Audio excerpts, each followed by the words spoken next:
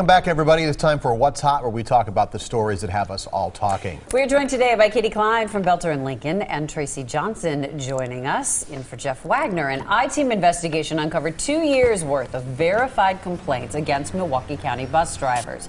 Dozens of reported incidents describe violations of the American with Disabilities Act. Other complaints involve drivers speeding, among other things. But MCTS is not providing details of what, if any, disciplinary action was handed out for a selection of 30 incidents. The I-Team requested for detailed information. Should that be made public?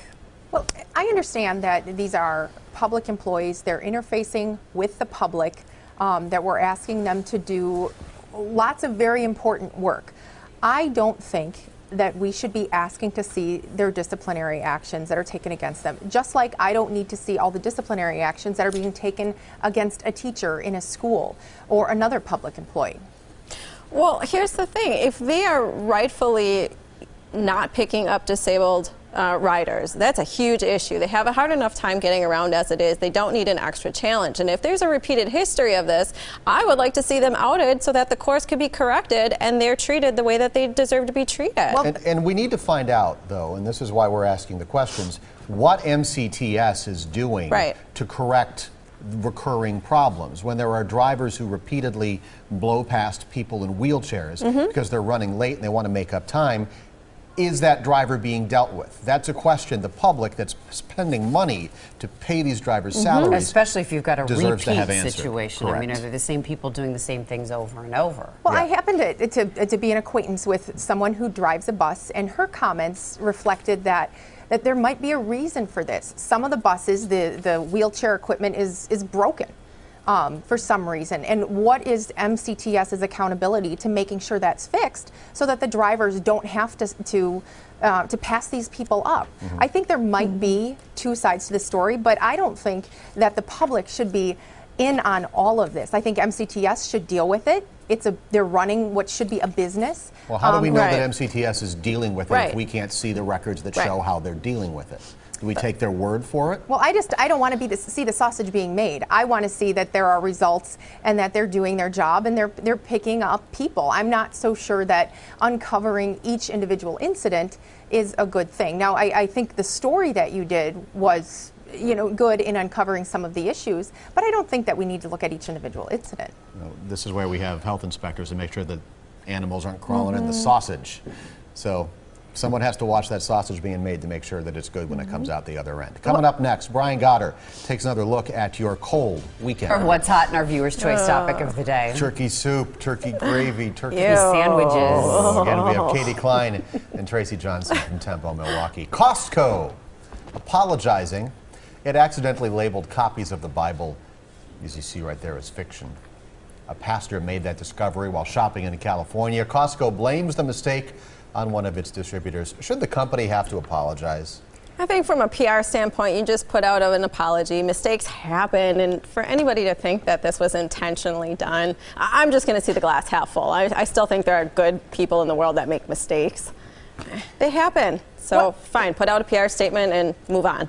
Well, and people want to make this a statement about is the Bible fact or fiction, or do these people believe in God or not? I'm with you, Katie.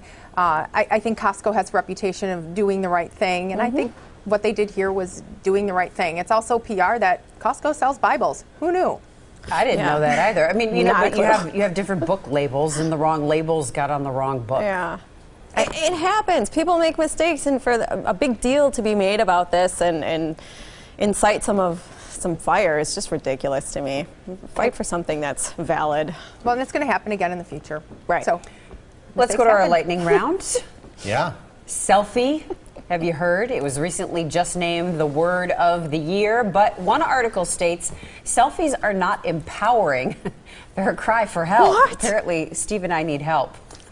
Yeah, I don't know if they want to take my computer here in the control room. So this author believes Selfies teaches women their most important quality is their physical appearance. What is that?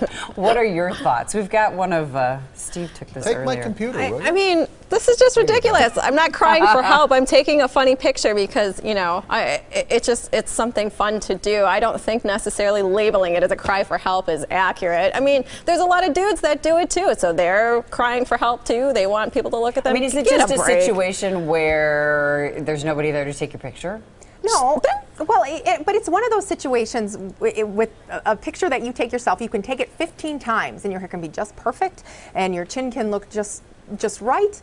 The light can hit you just the right way. I mean, I think people do it for lots of different reasons. I do think, though, the point that's being made about, you know, we're fueling this need for people to like this picture on Facebook. Oh my. You know, I talked to a woman. She says she gets her energy from the amount of people who like her posts, who like her pictures, and yeah, I think there is some truth to that. And when people aren't liking the picture that you put out there of yourself, time to take a new one. Lord. They put cameras on the front of the phones now for a reason. I mean, they used to be on the back, and people were doing this and trying to press the button. Right, now you just reverse it. Now you just turn it over, boom. You can actually see yourself as you take the photo to make sure everything is in the right place. You know, it's funny. My 2-year-old knows what a selfie is because my best friend's daughter, who's a teenager, she was doing that, and she said, "Let's take a selfie." So now he knows. He thinks it's funny. Yeah, and if you don't like looking at them, then don't go on Facebook. That's pretty much all you get.